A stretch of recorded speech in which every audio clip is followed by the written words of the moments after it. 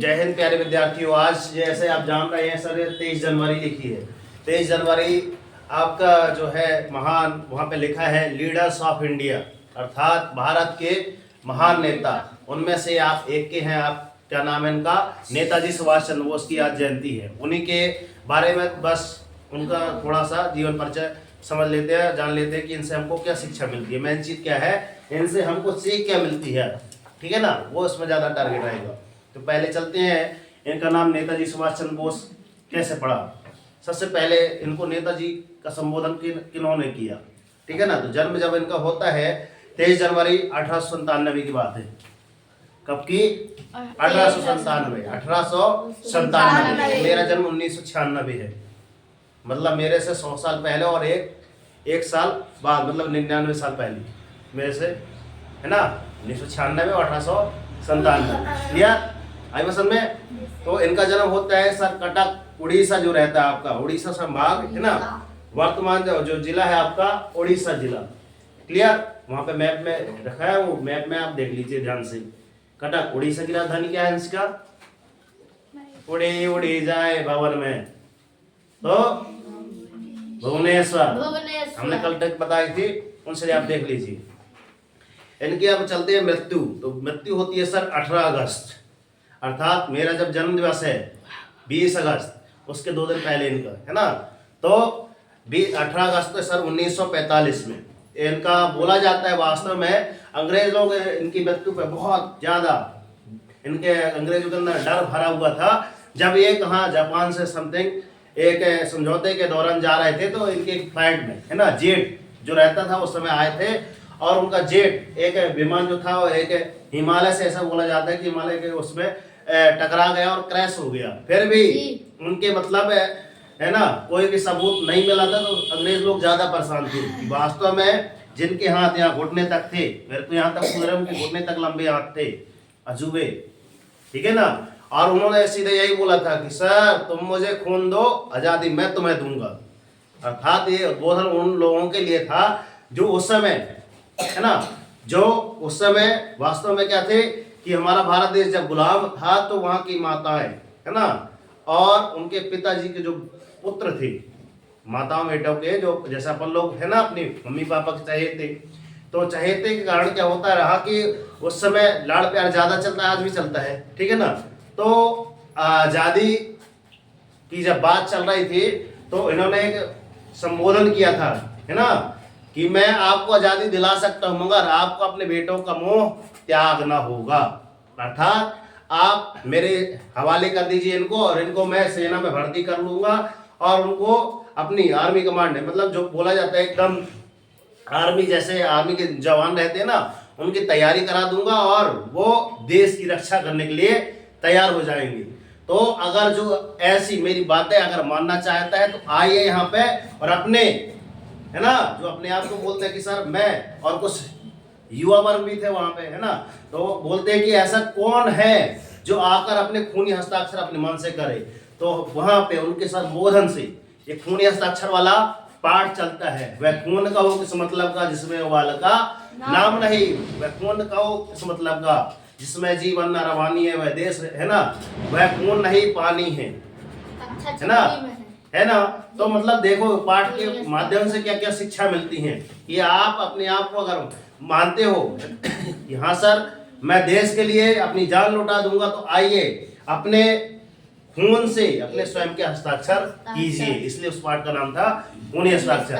तो इनकी मृत्यु 18 अगस्त 1945 को होती है।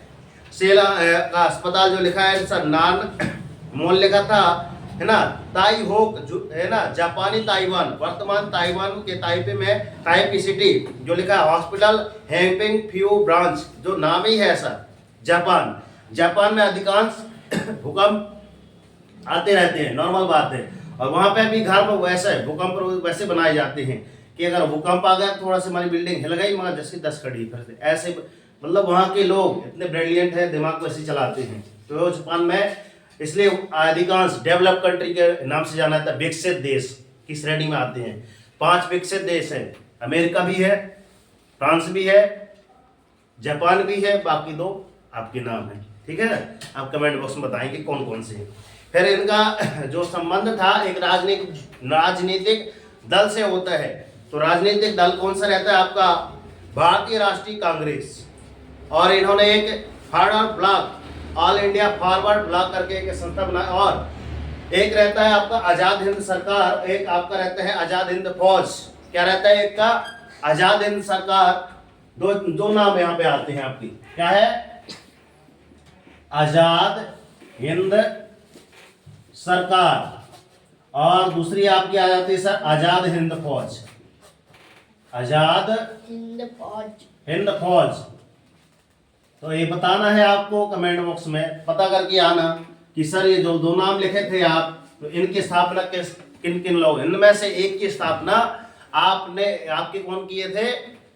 नेताजी सुभाष चंद्र बोस। वो आपको बताना कमेंट बॉक्स में कि आजाद हिंद सरकार की किए थे कि आजाद हिंद फौज की। अगर आज ही जाके गूगल में सर्च करके देखेंगे आप ना, तो अपने आप पता चल जाएगा। मैं ऐसा क्यों बोल रहा हूँ? क्योंकि जब तक आप सर्च करके नहीं देखेंगे आपको कभी याद ही नहीं रहेगा। मैं बोर्ड में लिख भी दूंगा ना, कुछ देर के बाद भूल जाएंगे, मगर घर में जाकर प्रैक्टिकल करेंगे तो प्रैक्टिकल ज्यादा याद रहता है। आई समझ में? Is that clear? ठीक है ना? तो अभी भी समय है। इनके माध्यम से इन्होंने एक ऐसे है ना फॉरवर्ड ब्लॉक करके संस्था बनाई, एक संगठन बनाया, जो अब इनको बोल दिया गया कि आप भारत देश में नहीं रहेंगे। कौन बोल दिए? यहाँ के अपने रहने वाले शासन जो कर रहे थे अपने ऊपर, कौन? आपके अंग्रेज लोग। क्या आप भारत में शासन नहीं करेंगे? तो इनको क्या देश निकाला दे दिया गया कि भारत देश से दूर चले गए। अब भारत देश से जब दूर चले गए तो अपने साइड में कंट्री है, वहां पे देखिए म्यांमार, बर्मा, रंगून, जानते हो? वहां देखो बांग्लादेश जस्ट नीचे, और आगे इधर फोकस कीजिए, दिखाइए पुश करके।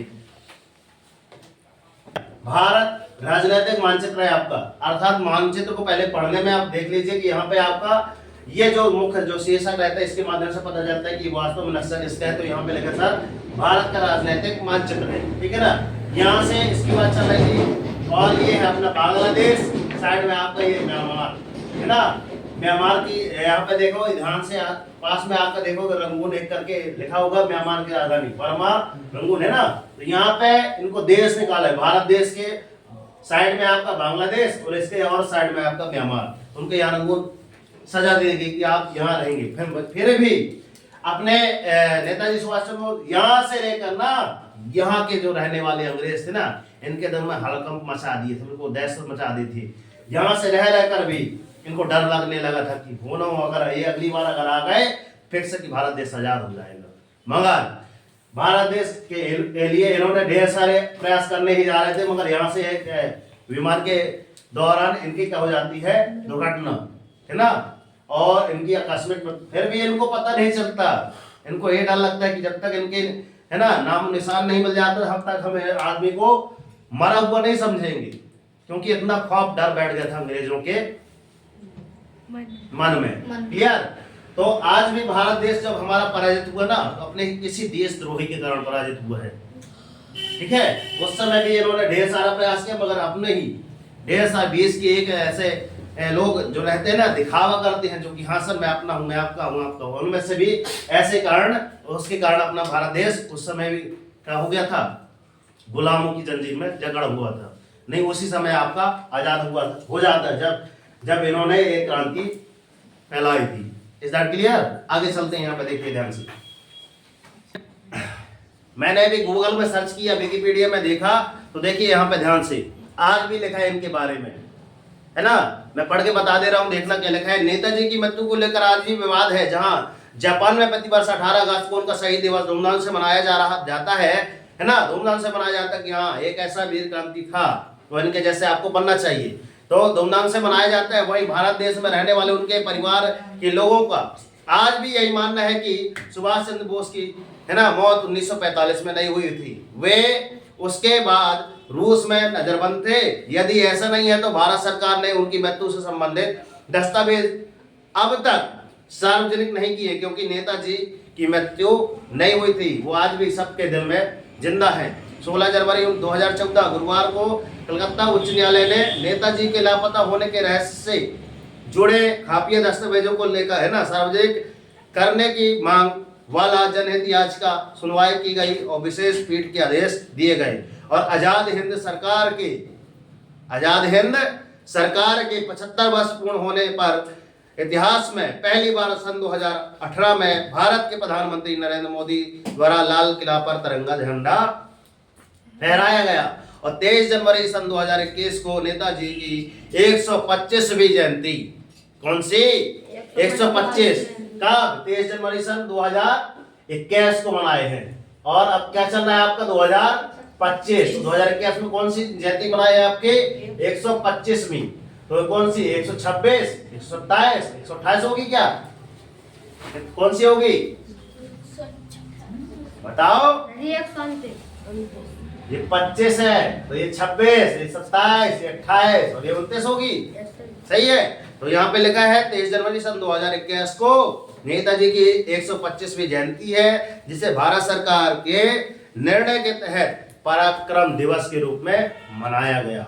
और हम सभी लोग आज के इस दिन को हम किस रूप में मनाते हैं सर, पराक्रम दिवस के रूप में मनाते हैं, और जिसका नामकरण कर्तव्य पथ पर किया गया है, पर नेताजी की विशाल सीमा का भी अनावरण किया गया, अर्थात इनकी बहुत बड़ी मूर्ति आपकी कहाँ पे, कर्तव्य पथ पर। अब मैं कर्तव्य पथ बता दूं वास्तव में है क्या, आपका दिल्ली का किला देखे होंगे, है ना, वो दिल्ली का किला बोल दिया, देखे हो दिल्ली का किला, नहीं देखे हो, इंडिया गेट देखे होगे, है ना, इंडिया गेट की बात है। तो इंडिया गेट से जो आपके भवन तक जो रास्ता है उसको बोला जाता है सर कर्तव्य पथ, है ना। वहां पे एक लौ जलती है, उसमें भी 24 घंटे पहरेदारी रहती है।